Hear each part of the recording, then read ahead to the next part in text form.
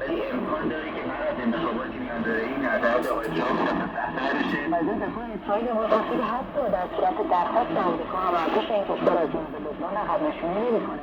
مسقط میزبان مذاکرات آینده تنظیم جمهور غربی تاکید بند ترامپ و خرید ایران از محصولات آمریکایی با پول‌های آتش شده موج تازه‌ای از حملات سایبری خدمات دولت بازها را حفظ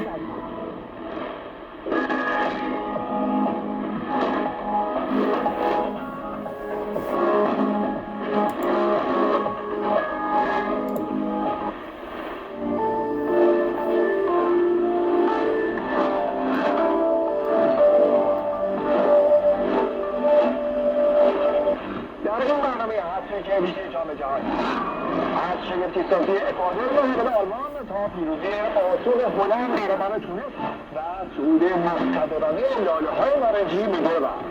تونس بعد از دو شکست سنگین و تماشی 9 گل با رول هلند به زمین بازی رفت و توی این بازی هم تونسی‌ها پیشرفت چندانی نداشتن که اما شکست 3-1 دادن. مشخص شد که تبریزآمیسی و هرزوهناز فرقی با هم ندارن. هلند هم این پیروزی نسبتا راحت بعدش گروه اف شد و حریف مراکش دیگر تیم آفریقایی که البته تفاوت خیلی زیادی با تونس داره و دیشب در همین گروه ژاپن و سوئد هم با هم بازی کردن که بازی برتری همه جلسه روشنفکر شد. بعد از اینکه اونها چند بار بردردادن بالاخره با یه حرکت منتظم چند نفره با این ترکیبی با ضربه معروف به گل رسیدن. در ادامه سوئد بهتر بازی کرد و یه بار این آنتونی الانگا بود که برای سوئد یه گل زیبا پرچم زد. این دومین گل